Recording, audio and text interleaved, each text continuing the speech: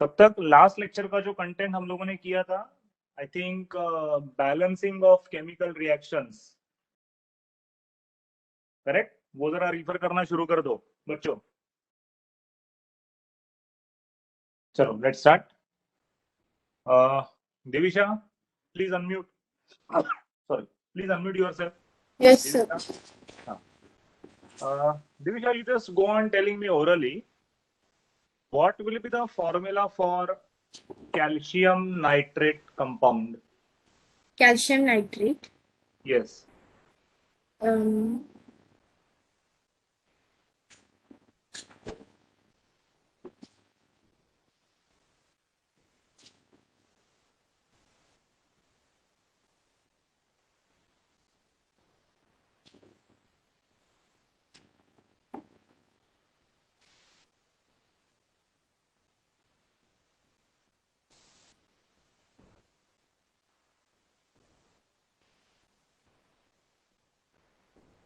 Yes, Dalji.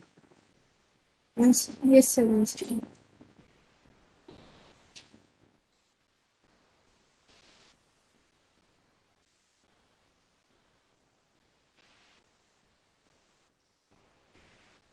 So is it CaNO3 2? Yes, correct. It is CaNO3 twice. Correct. Okay. Anshika, please unmute. Anshika Singh. Yes, sir. Anshika, I am writing a chemical reaction. You just tell me what are the possible products. Okay? Yes. सिर्फ नाम लिख रहा हूँ, formula भी नहीं, सिर्फ नाम लिख रहा हूँ। Aluminium nitrate plus calcium sulphate, इसका प्रोडक्ट क्या फॉर्म होगा अंशिका, बोलो। सर एल्यूमिनियम का Al3+। नहीं अच्छा, डायरेक्ट। सुनो, हाँ डायरेक्ट फाइनल में प्रोडक्ट क्या फॉर्म होंगे, प्रोडक्ट के नाम। Yes yes. Al bracket NO3 bracket 3। See, again, Anshika, what you are telling me is correct, not wrong.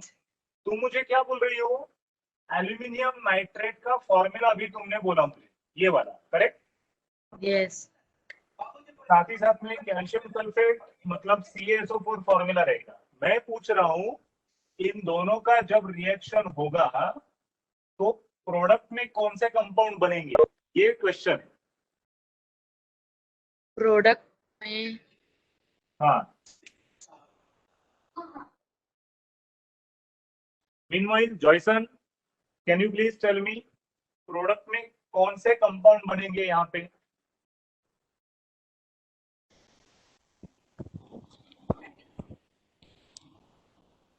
Hello Joyson, hello. Hear me? हाँ यहाँ पर हाँ बोलो। Aluminium sulphate yes, aluminium sulphate और and calcium nitrate. Very good, calcium nitrate. देखो बच्चों, ये तुम्हें कैसे पता चलेगा कि किसका सल्फेट किसका नाइट्रेट? तो if you remember well, last lecture में जो हम लोगों ने देखा था, एक्सचेंज ऑफ कैटायंस और एनायंस होता है, बराबर? ये तो तुम्हें अभी अच्छे से मालूम ही है। इसका डिसोसिएशन में कौन से रेडिकल मिलेंगे, कॉम्बिनेशन कैसे होगा, अगर चार्जेस डिफरेंट है तो क्रॉस रेशियो में लेना होता है, ये सब अभी मालूम है तुम्हें। लेकिन यहीं पर देखेंगे तो एल्यूमिनियम और कैल्शियम दो मेटल्स है, तो एल्यूमिनियम क्रॉस एक्सचेंज होकर कैल्शियम क्रॉस एक्सचेंज होकर प्रोडक्ट बनेगा। तो एल्यूमिनियम का सल्फेट बनेगा, कैल्शियम का नाइट्रेट बनेगा। समझा है अभी ये एक्सचेंज ऑफ आयंस कैसे होगा वो? Yes sir, yes. चलो मैं तुम्हें टोटल 4 एग्जांपल्स देता हूं जिसमें डायरेक्टली फॉर्मूला भी रहेगा या फिर कंपाउंड का नाम भी रह सकता है, दोनों में से कुछ भी हो सकता है। तुम्हें वो रिएक्शन कंप्लीट लिखना है. Are you ready all? Everyone? Yes. Yes, Very sir. Yes, Yes. sir. Very good. चलो.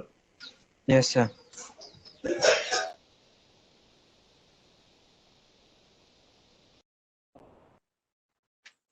The very first is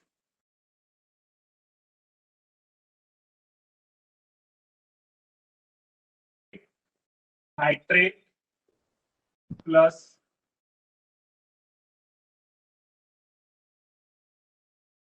sodium phosphide. तुम्हें फॉर्मूला भी लिखना है यार, ठीक है, और वो प्रोडक्ट क्या बनेगा वो भी लिखना है. फिर दूसरा है FeCl2 प्लस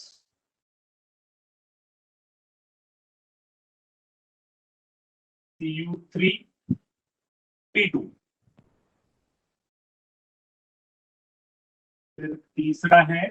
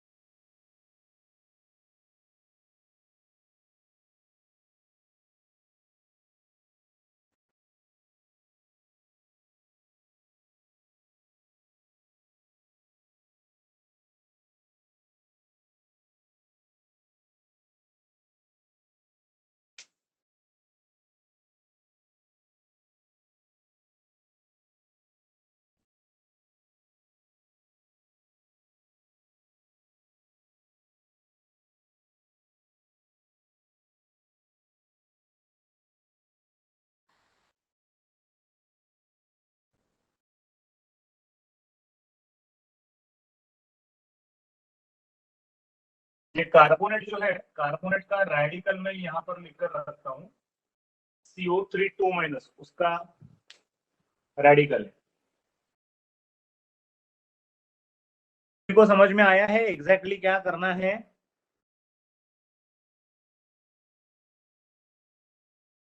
प्रणीत, ज्योतिका, समझ में आया है ना क्या करना है एग्जैक्टली?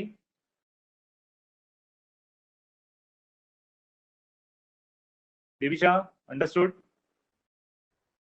Yes, sir. यस. चलो स्टार्ट योर वर्क. थोड़ा स्पीड मेंटेन करो. चलो.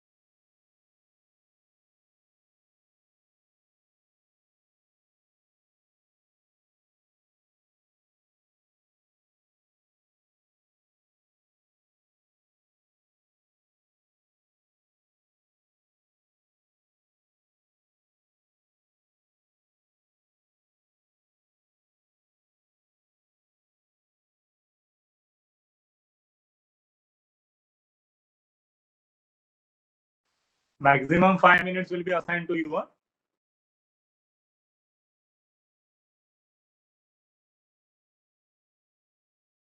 वंशिका, आ रहा है ना आंसर? ऋषिका, आ रहा है आंसर? जम रहा है? तन्वी, दिविशा, जमतंय का बेटा? Sir. Yes, sir. Rishika, do not try. Get the answer.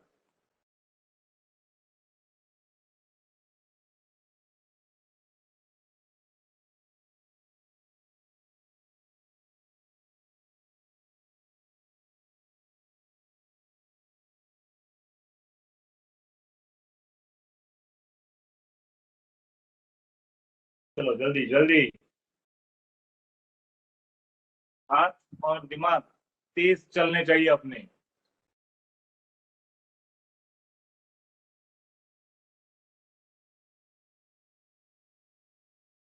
हुआ सबका? Joyson done, finished, Divisha done, Praneet, Anshika, Rishika, reply me fast. कौन सा No, चालू है sir. आपको reply? The last one I'm doing. Last वाला चालू है, चलो जल्दी ऋषिका, चलो जल्दी।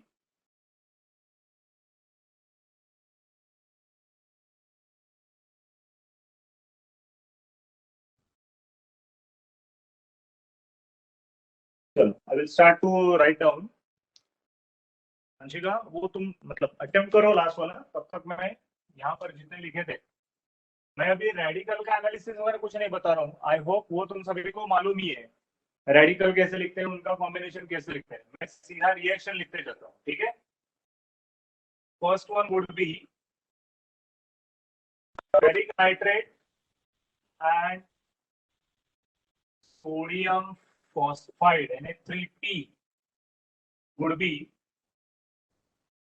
FeP and 3NaNO3, ये आना चाहिए पहला रिएक्शन।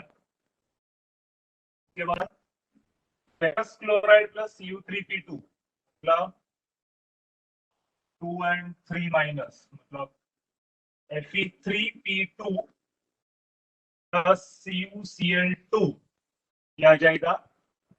और बैलेंसिंग के लिए यहां पर बनेगा N2Cl2 3P2। सबसे पहले तो 3 आ जाएगा, 3 बस, this one is balanced one. फिर cupric nitrate having formula CuNO3 twice plus magnesium phosphate, it is Mg3PO4 twice, giving us cupric phosphate का फॉर्मूला हमें मिल जाएगा, मतलब Cu3PO4 twice plus NO3 twice। तो PO4 twice और 3 कॉपर है तो 3 आना चाहिए। एंड यहाँ पे NO3 twice है, यहाँ पर 3 Mg आना चाहिए।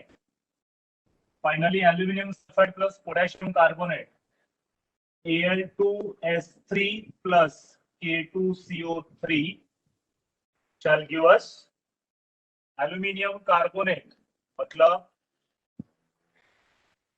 Al2CO3 Al3 प्लस है और ये Al2CO3 thrice plus potassium sulphate मतलब K2S, यहाँ पे 3 सल्फर और 2 एल्यूमिनियम, यहाँ पे 3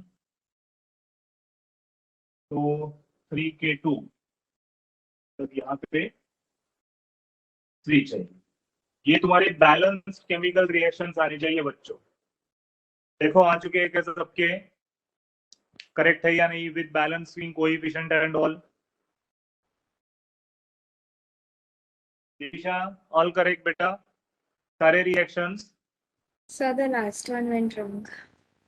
लास्ट वाला काय चुकलं? No, sir. अच्छा अंशिका कितने राइट कितने रॉन्ग?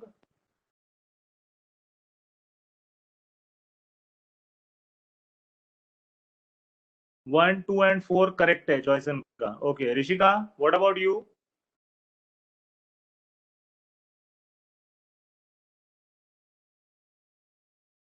प्रणीत, प्रणीत है क्या मीटिंग में?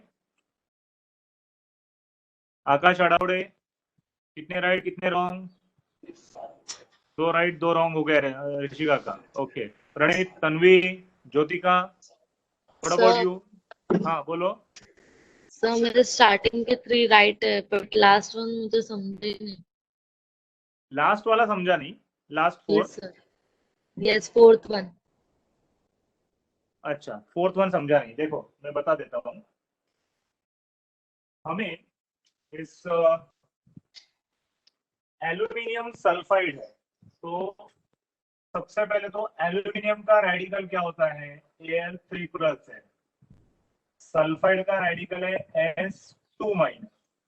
तो इनके कॉम्बिनेशन से क्या तैयार होगा, Al2S3। ये एल्यूमिनियम सल्फाइड हुआ। फिर है पोटेशियम कार्बोनेट। पोटेशियम का रेडिकल होता है K+, और कार्बोनेट का जो मैंने लिखा था CO3(2-).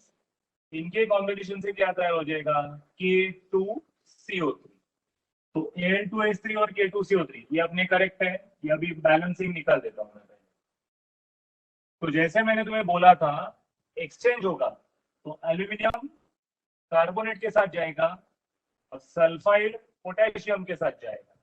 मतलब हमें यहाँ पर क्या मिलेगा, देखो हमें मिलेगा एल्यूमिनियम कार्बोनेट, ठीक है, प्लस पोटेशियम सल्फाइड। ये हमें सॉल्ट्स मिलेंगे प्रोडक्ट में। अब इनके रेडिकल लिखो, पहले फॉर्मूले चाहिए। तो एल्यूमिनियम का रेडिकल क्या है, Al3+ और कार्बोनेट का है CO3(2-). फिर क्रॉस रेशियो में लगेंगे, Al2CO3 के 3 लगेंगे और पोटेशियम K+ सल्फाइड का 2-। तो ये क्रॉस रेशियो में लेकर K2S लगेगा। तो ये देखो प्रोडक्ट भी करेक्ट लिखा है मैंने। अंशिका यहां तक क्लियर है बेटा?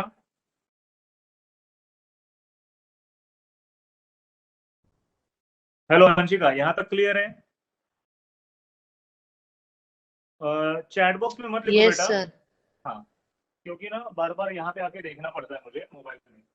तो अब बैलेंसिंग कैसे करोगे, देखो aluminium sulphur potassium carbon and oxygen के सारे एटम्स काउंट कर लो लेफ्ट हैंड साइड में यहाँ पे। तो देखो aluminium there are 2 atoms, sulphur 3 atoms, potassium 2, carbon का 1 ही है और ऑक्सीजन के है 3। अब वैसे ही यहाँ पर Al2CO3 थ्राइस प्लस K2S में भी aluminium sulphur potassium carbon oxygen के नंबर ऑफ एटम्स काउंट कर लो। एल्यूमिनियम के देखो 2 है, सल्फर 1 ही है, एंड में है वो ये वाला। पोटेशियम के 2 है। कार्बन का देखो C ब्रैकेट में है, ब्रैकेट के बाहर देखो क्या है, टोटल 3 कार्बन है और oxygen 3 3s are 9 carbon atoms, बराबर। अब सिर्फ पोटेशियम अगर देखेंगे तो दोनों तरफ बैलेंस्ड है। एल्यूमिनियम जो है वो भी बैलेंस्ड है। कार्बन ऑक्सीजन और सल्फर ही हमें एडजस्ट करने, बराबर। तो मैं सबसे पहले क्या करूंगा, यहाँ पे 3 सल्फर है ना और यहाँ पर 1 ही है। तो सल्फर को पहले बैलेंस कैसे करेंगे, सपोज मैं इसे 3 से मल्टीप्लाई कर देता हूँ। तो सल्फर किधर है, कौन से कंपाउंड में है, उसे मुझे 3 से मल्टीप्लाई करना पड़ेगा। तो 3 सल्फर यहाँ पे, 3 सल्फर राइट साइड में, बैलेंस हो गए। लेकिन 3 लिखने से पोटेशियम देखो कितने हो गए, 6 पोटेशियम हो गए। यहाँ पर कितने, 2। मुझे क्या करना पड़ेगा, यहाँ पे भी 3 से मल्टीप्लाई करना पड़ेगा। तो 3 2s are 6, 3 2s are 6, potassium balanced. फिर कार्बन देखो कितने हो गए, 3 कार्बन, यहाँ पे भी 3 कार्बन। ऑक्सीजन देखो 3 3s are 9, यहाँ पे ऑलरेडी 9 ऑक्सीजन है। तो सिर्फ यहाँ पर 3 और यहाँ पर 3 लिखने से रिएक्शन पूरा बैलेंस्ड हो गया। Now is it clear Anshika, कैसे आया balance reaction? Yes sir. Yes, चलो भी आगे चलते हैं टॉपिक में।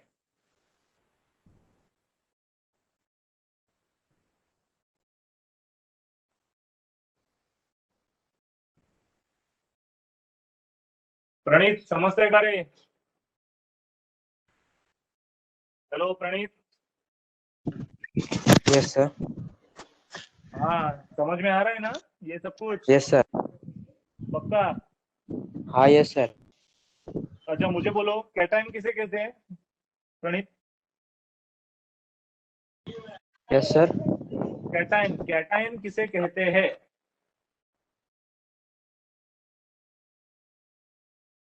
जल्दी।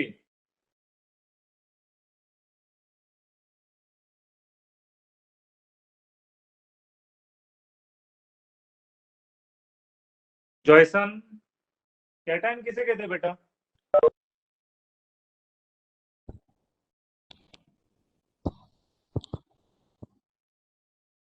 यस जॉयसन, मेरा आवाज नहीं आ रहा।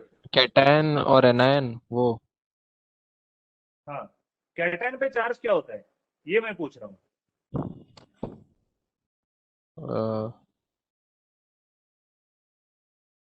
Positive. Yes, cation is positively charge, anion is negatively charge. काय प्रणीत, लक्ष कुठे आहे? चलो, अब नेक्स्ट में हम लोग देखेंगे, हम इस चैप्टर में टाइप्स ऑफ केमिकल रिएक्शंस है. So write down a topic, types of chemical reactions.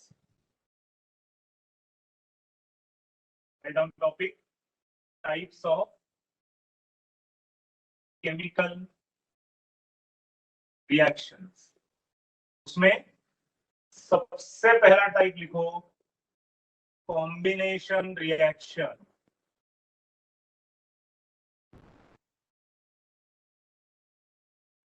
चलो, अब मैं डिक्टेट करता हूं, तुम लोग उसमें लिखना शुरू कर दो.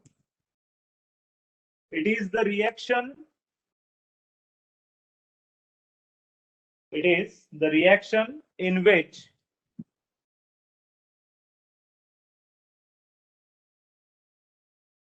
two or more reactants, is a reaction in which two or more reactants combines to form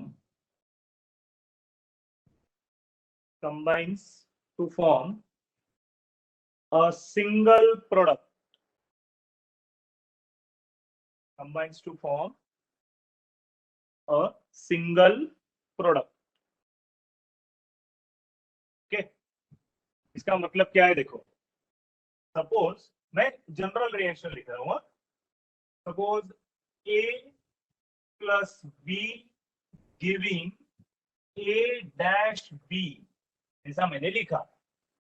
इसका मतलब क्या हुआ देखो बच्चों, A ये अपना सिंगल रिएक्टेंट है, B ये दूसरा रिएक्टेंट है, दो रिएक्टेंट मिलकर एक ही प्रोडक्ट फॉर्म हो, क्योंकि A और B के बीच में देखो बॉन्ड बन चुका है. बराबर. अगर तुम लोग अभी 5 मिनट पहले जो जितने सारे हम लोगों ने रिएक्शन लिखे थे वो देखो इस टाइप के थे, A plus be giving C plus D. अपने पास दो रिएक्टेंट थे, दो प्रोडक्ट भी फॉर्म हो रहे थे अपने. अभी तुम लोगों ने जो रिएक्शन लिखे थे वो मैंने 4 रिएक्शन दिए थे उसमें. लेकिन यहाँ पे क्या हो रहा है देखो, दो रिएक्टेंट है लेकिन एक ही प्रोडक्ट बन रहा है. तो ये एक बनना कैसे पॉसिबल हुआ? तो ए और बी एक दूसरे के साथ कंबाइंड हो चुके हैं, पूरी तरीके से कंबाइंड हो चुके हैं. इसलिए इस रिएक्शन को कौन से नाम से जाना जाएगा?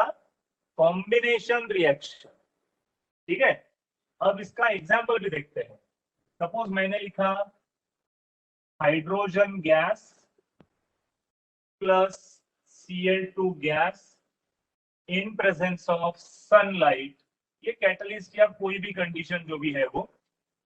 लेकिन मैं अभी लिखूंगा 2HCl. देखो इसमें क्या हुआ, अपने पास दो रिएक्टेंट है, हाइड्रोजन गैस, क्लोरीन गैस, लेकिन प्रोडक्ट बनते हुए एक ही प्रोडक्ट मिला which is known as hydrogen chloride. Correct. अब हाइड्रोजन क्लोराइड के कितने मॉलिक्यूल्स बने हैं? दो मॉलिक्यूल्स बने हैं अपने. लेकिन ये दो बने, तीन बने, चार बने, अपने को कोई फर्क नहीं पड़ता. हमें क्या चाहिए? टोटल रिएक्शन कितने भी हो, 2 है अभी, 2 से ज्यादा, 3, 4, 5 कितने भी हो जाए, प्रोडक्ट में एक और एक ही कंपाउंड बनेगा, तब वो रिएक्शन होगी कॉम्बिनेशन रिएक्शन। मैं और एक एग्जांपल लिखता हूं, देखो। सपोज अपने पास है NH3 मतलब अमोनिया गैस, ठीक है। उसकी रिएक्शन हम लोगों ने HCl गैस के साथ कर दी, हीट किया, तो हमें मिल जाएगा NH4Cl, मतलब ये कंपाउंड का नाम है अमोनियम क्लोराइड। तो देखो क्या हुआ इसमें, NH3 में एक हाइड्रोजन ऐड हो गया, तो H3 के बजाय H4 हो जाएगा, और उसके साथ क्लोरीन भी ऐड हो गया, तो NH4Cl बन जाएगा। ये क्या हुआ, हाइड्रोजन क्लोराइड का मॉलिक्यूल पूरी तरीके से अमोनिया में ऐड अप हुआ। ये ऐड होना मतलब कंबाइन होना, and this is nothing but combination reaction. Very clear is this बच्चों, ये अच्छे से क्लियर है। Combination sir. Reaction Yes, sir. क्या है? हाँ, Yes, चलो sir. Yes. ये कॉपी कर लो, और इसमें क्या लिखोगे तुम लोग, ये अपना जनरल रिएक्शन फॉर्म, ये याद रखने के लिए, एग्जाम में नहीं लिखना है, ये हमें याद रखने के लिए। चलो copy down.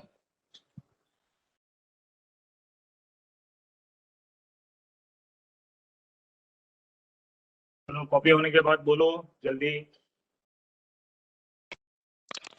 Yes, sir. Done. करना Done, sir. ओके। अभी नेक्स्ट मतलब सेकेंड टाइप हम लोग अभी पढ़ेंगे रिएक्शन का। टाइप है वो है डीकम्पोजिशन रिएक्शन।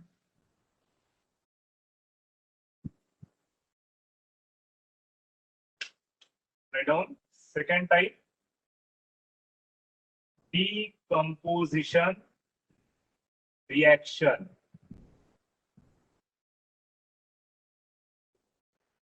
इसका डेफिनेशन मैं बोलता हूं, start to note it down. It is a reaction in which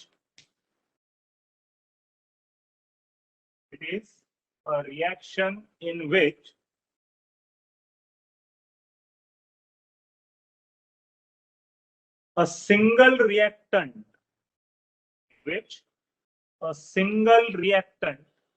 on heating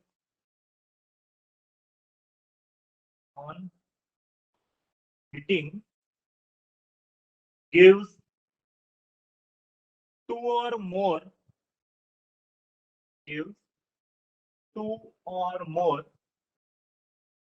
different products. Two or more different products.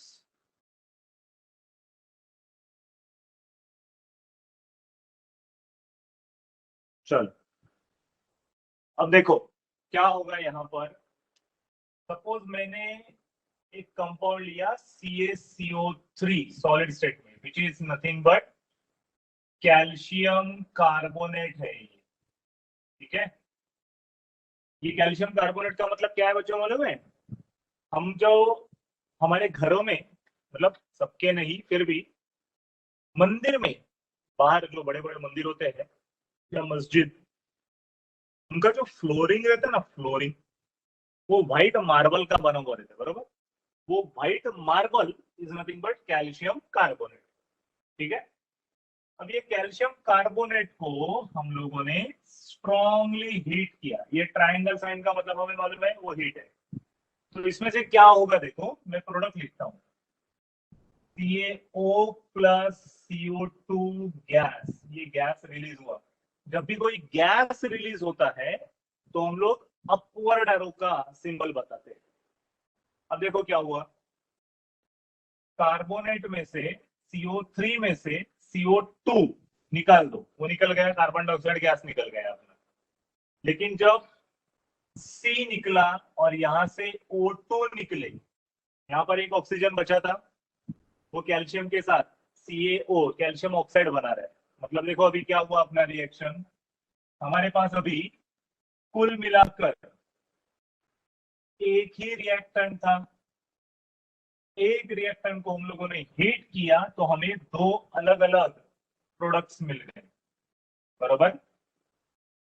इसे हम लोग कहेंगे क्या, डीकॉम्पोजिशन रिएक्शन। कॉम्बिनेशन से एकदम उल्टा, कॉम्बिनेशन में क्या हो रहा था, दो रिएक्टेंट एक product.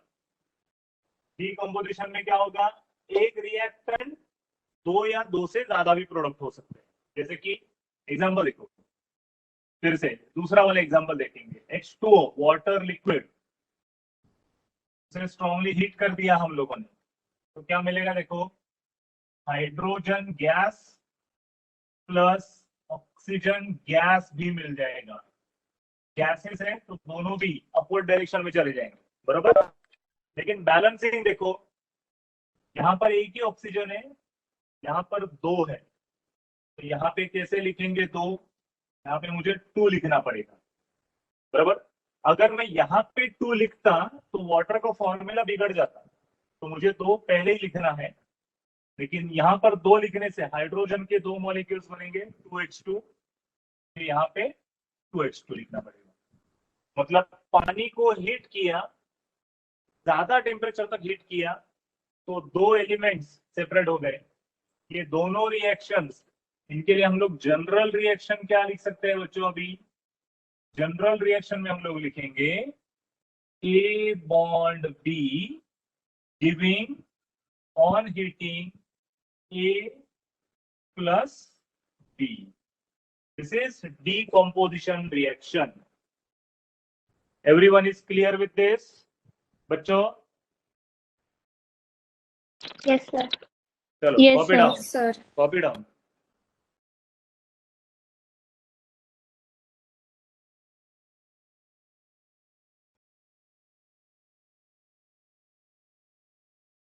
Please let me know once you finish.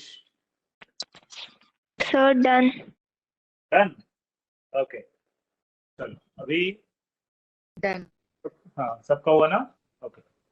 अभी तीसरा टाइप लिखो, डिस्प्लेसमेंट रिएक्शन।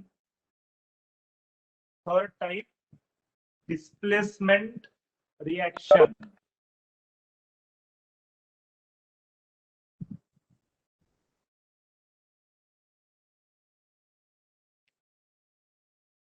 थर्ड वाला लिखो, डिस्प्लेसमेंट रिएक्शन। इसमें मैं डिक्टेट करता हूं डेफिनेशन, लिखना शुरू कर दो। अ रिएक्शन इन विच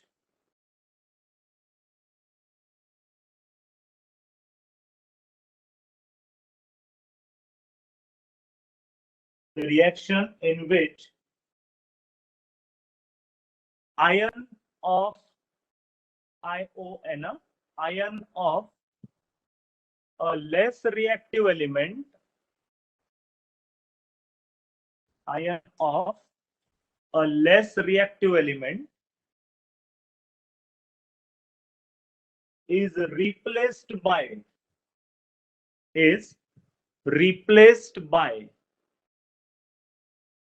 अब उसे कैसे लिखोगे देखो,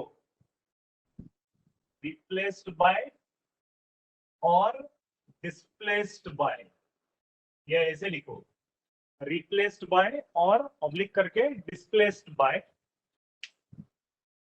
the ion of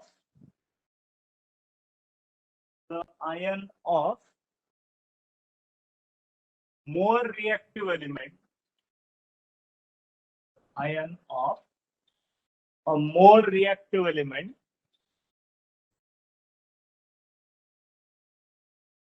is known as displacement reaction.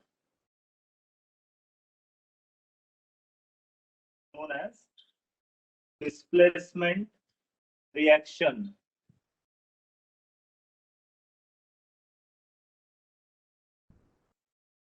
Example देखो, सपोज मैंने लिखा CuSO4 plus Fe giving FeSO4 plus Cu, या फिर CuSO4 plus zinc giving ZnSO4 plus C। अब दोनों रिएक्शन में क्या हो रहा है देखो, ये जो CuSO4 है ये डिसोसिएट होकर कौन से रेडिकल देंगे हमें, Cu2 प्लस और SO4 2 माइनस। दोनों रिएक्शंस में हमें Cu2 प्लस SO4 2 माइनस ये आयंस मिलेंगे, बराबर। अब प्रोडक्ट में चलते हैं। FeSO4 कैसे फॉर्म होगा, तो Fe2 plus SO4 2 minus. Zinc sulphate भी ऐसे ही फॉर्म होता है, Zn2 plus and SO4 2 minus. तो देखो बच्चों क्या हुआ, इस Cu2 प्लस आयन को, मतलब ये कॉपर है, एलिमेंट कॉपर, इस एलिमेंट के क्यूप्रिक आयन को अभी किसने सब्स्टिट्यूट किया है, Fe2 प्लस ने सब्स्टिट्यूट, बरोबर। तब जाके फेरस सल्फेट बना और कॉपर सेपरेट हो गया। यहां पर क्या हुआ देखो, क्यूप्रिक आयंस को Zn के आयन ने डिस्प्लेस किया, रिप्लेस किया या डिस्प्लेस किया या फिर सब्स्टिट्यूट किया, बराबर। और जिंक सल्फेट बना और कॉपर सेपरेट हो गया। मतलब यहां पर क्या हुआ देखो, A bond B plus C है, तो हमें क्या मिला, A bond C plus B। मतलब क्या हुआ देखो, A और B के बीच में बॉन्ड था, B को डिस्प्लेस किया C ने, बराबर। मतलब दो रिएक्टेंट दो प्रोडक्ट है, ये अपना जनरल रिएक्शन होगा। ये समझ में आया है बच्चों सबके, everyone? Yes. Yes, sir. Yes, Yes, आई यस सर। होप। चलो कॉपी करो, कॉपी करो और अच्छे से कॉपी करो। तुम जब फिर से इसे रिफर करने के लिए बैठोगे तो देखते ही समझ में आना चाहिए तुम्हें क्या प्रिंसिपल पढ़ा है हम लोगों ने।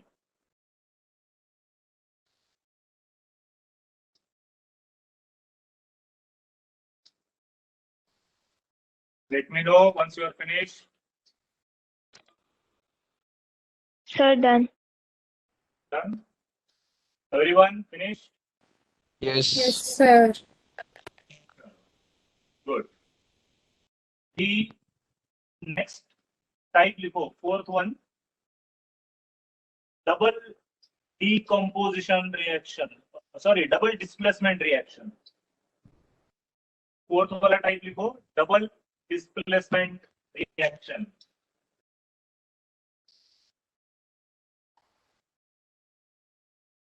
उसमें डेफिनेशन लिखना स्टार्ट कर दो। It is a reaction in which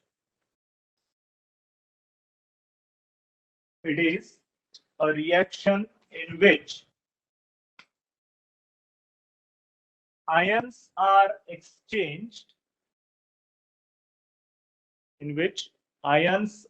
exchanged, between the reactants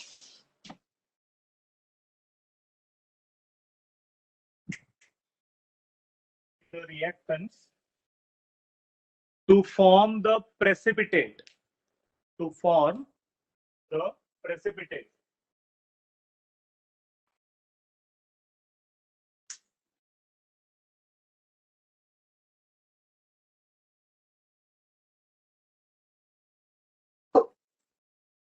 okay. अब ये कैसे आइडेंटिफाई किया जाता है, तो सबसे पहले उसका जनरल फॉर्म देखते हैं। Fourth one, double displacement reaction हम लोग पढ़ रहे हैं, ठीक है। अब इसका जनरल फॉर्म पहले देखो, A bond B plus C bond D, ये हमें देगा A bond C plus B bond D। मतलब क्या हुआ देखो, B को C ने डिस्प्लेस किया, या फिर हम लोग ऐसे भी बोल सकते हैं C को B ने डिस्प्लेस किया। मतलब एक साथ दो आयंस एक्सचेंज हो रहे हैं, इसलिए इसे कहा जाता है डबल डिस्प्लेसमेंट रिएक्शन। एग्जांपल देखते हैं इसका। सपोज मैंने लिखा CuSO4 प्लस FeCl2। तो मैं अभी क्या लिखूंगा, देखो जो हम लोगों ने लास्ट लेक्चर तक पढ़ा है ना, वह सारे के सारे डबल डिस्प्लेसमेंट के रिएक्शन है। कैसे? क्योंकि यहाँ पे फेरस सल्फेट फॉर्म होगा, कॉपर क्लोराइड फॉर्म होगा। मैं यहाँ पर लिखूंगा CuCl2 प्लस FeSO4। क्यों? देखो यहाँ पे CuSO4 जो है उसने कौन से दो आयंस रिलीज किए होंगे? Cu2 प्लस SO4 2 और Cl ने कौन से दो आयन दिए होंगे? Fe2 plus Cl minus. तो देखो एक्सचेंज कैसे हुआ है, बराबर। हम लोग ऐसे बोल सकते हैं कि कॉपर को फेरस ने डिस्प्लेस किया या फिर सल्फेट को क्लोराइड ने डिस्प्लेस किया। एट अ टाइम दोनों का एक्सचेंज हो रहा है, और यहाँ पे हमें CuCl2 सॉलिड स्टेट में, FeSO4 सॉलिड स्टेट में, वो डाउनवर्ड डायरेक्शन है। डाउनवर्ड का मतलब टेस्ट ट्यूब में ये दोनों एक्वस सॉल्यूशंस है। AQ मैंने लिखा है, AQ का मतलब है एक्वस। पानी में हम लोगों ने कॉपर सल्फेट को डिसॉल्व किया, फेरस सल्फेट को भी डिसॉल्व किया। जैसे ही दो लिक्विड्स मिक्स किए, सॉलिड अपीयर होगा। वो सॉलिड का मतलब प्रेसिपिटेट उसे कहा जाता है। So this is our double displacement reaction. Everyone got this reaction very well? Yes, sir. Yes, sir. चलो कॉपी करो।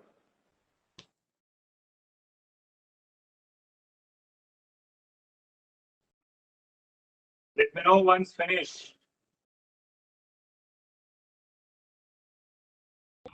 Sir, हो done. गया सर। अभी टाइप्स ऑफ रिएक्शंस में ही, लेकिन बेसिक जो चार टाइप्स है वो यही है। पहला हम लोगों ने देखा है कॉम्बिनेशन रिएक्शन, दूसरा देखा है डिकम्पोजिशन रिएक्शन, तीसरा देखा है डिस्प्लेसमेंट रिएक्शन, और चौथा देखा है double displacement reaction. Types of reaction में ये चार ही है, लेकिन अगर हमें रिएक्शन को क्लासिफाई ही करना है, उनको अलग अलग ग्रुप्स में डिवाइड करना है, तो और दो टाइप्स आते हैं। वो है exothermic and endothermic reactions. So we will see these two types now. It's our topic, exothermic and endothermic reactions.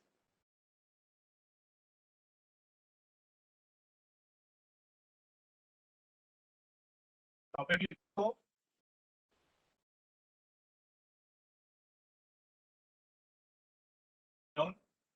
Exothermic and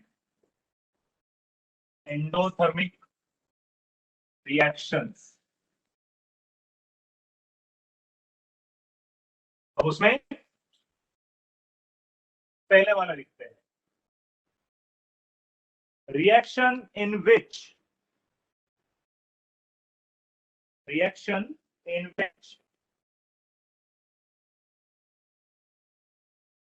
heat is evolved. Reaction in which heat is evolved. EVOLVED. Evolved or given out. It is evolved or given out.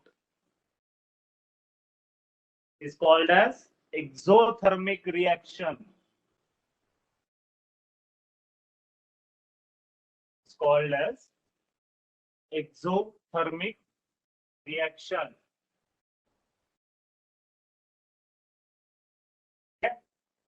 का example देखो कैसे दिया जाता है। Example, calcium oxide plus water gives us calcium hydroxide.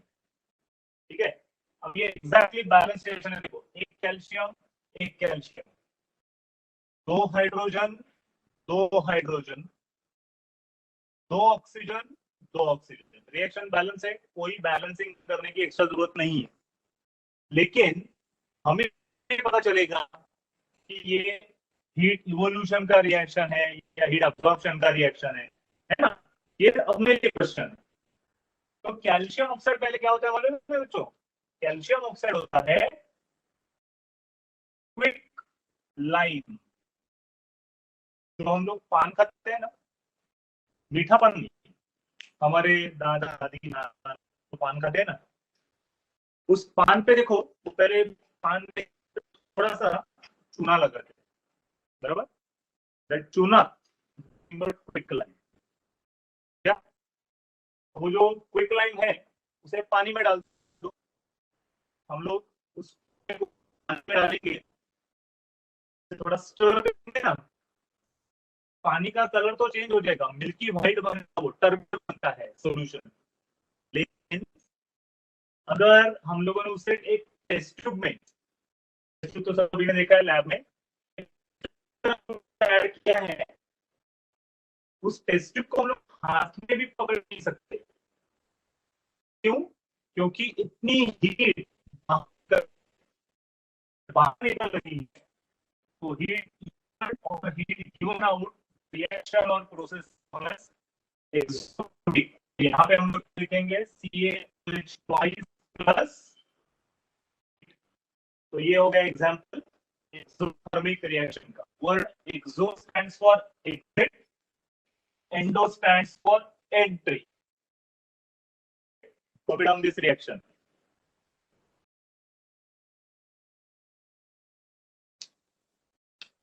So once finished, let me know, everyone. Yes, sir. Sir, Done. done.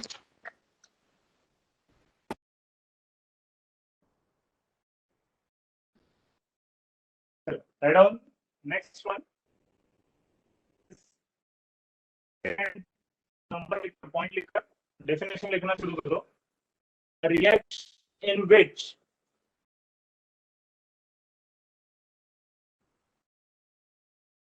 a reaction in which heat is absorbed, reaction in which heat is absorbed, ये लिखो, absorb,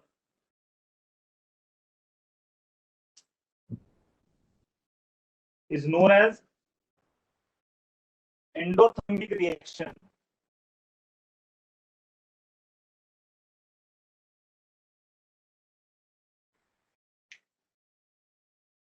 उसका example में हम लोग लिखेंगे, suppose मैंने calcium carbonate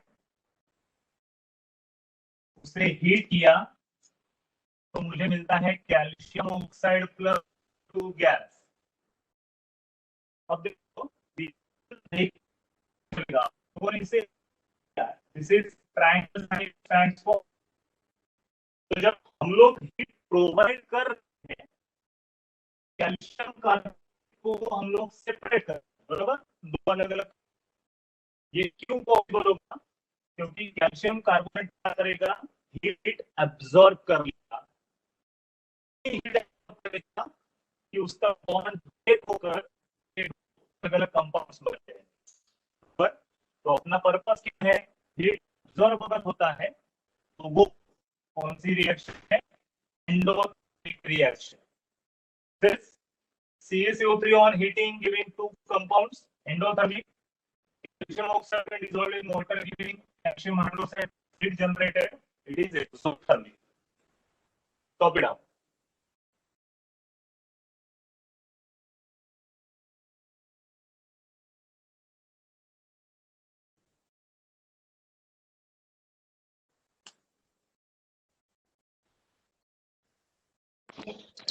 Sir, done. हाँ,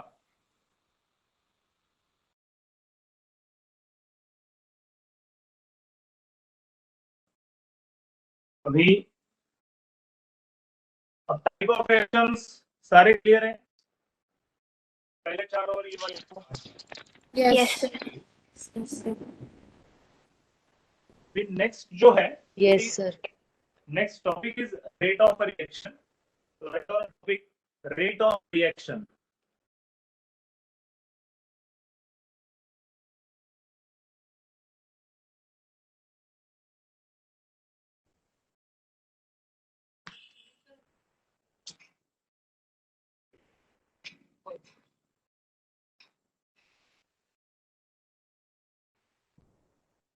Rate of chemical. Start to write that. Rate of reaction. Rate of reaction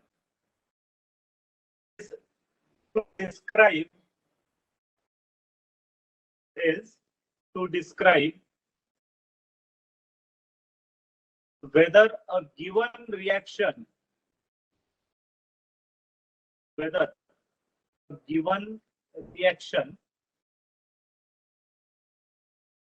is taking place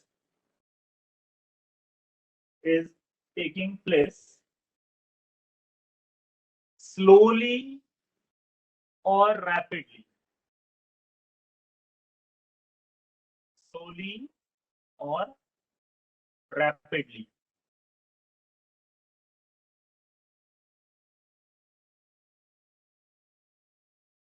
Hence,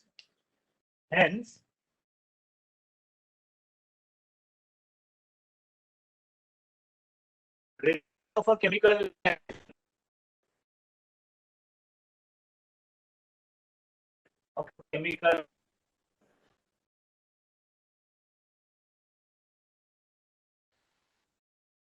is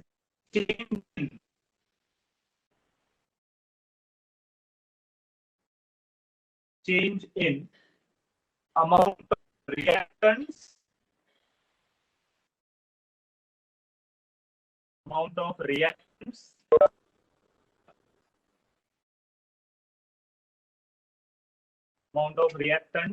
or products in given time.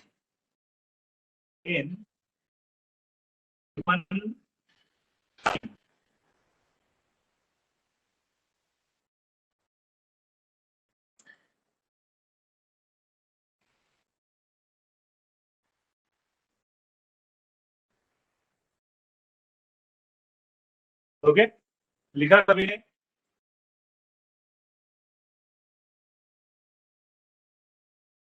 Rishika, noted neatly. Yes, sir.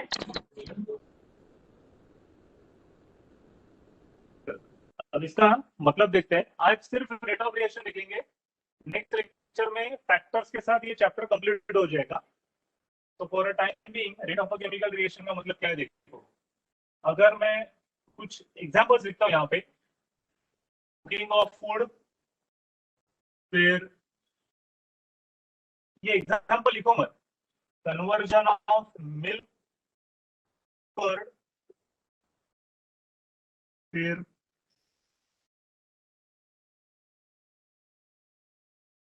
actions in chemistry lab, फिर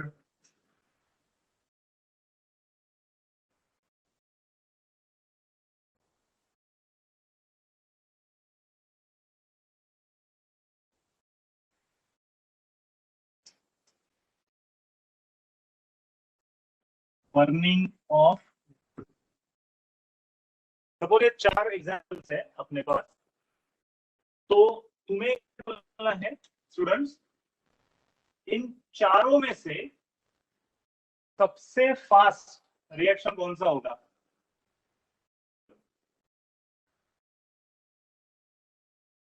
मतलब ऐसा कौन सा example में ऐसा है जिसके लिए सबसे कम टाइम लगेगा होने के लिए. reaction in chemistry lab. Correct. Reactions in chemistry lab. जब हम लोग लैब में रिएक्शन कैरी करेंगे 2 या 3 मिनट में अपना रिजल्ट आ जाता है, बराबर। कुछ colour change, precipitation, gas evolution, कुछ तो आएगा हमें। Reactions in chemistry lab is the fastest, बराबर। इसके बाद जो होगा अपना कुकिंग ऑफ फूड, बराबर। तो इसे number 1 cooking of food, number 2 conversion of milk to curd, number 3 and burning of wood, number 4। और ऐसा क्यों? देखो, जब लकड़ी जलती है तो it may catch a fire very easily, आग जल्द से जल्द पकड़ सकती है लकड़ी, लेकिन वो पूरी जलकर ऐश में कन्वर्ट होने के लिए हमें बहुत ज्यादा समय लगता है, correct. As compared to that, cooking of food, तो जैसे वो सब्जी वगैरह काट के गैस स्टोव पे रखा डाल दी है और रखा है, मतलब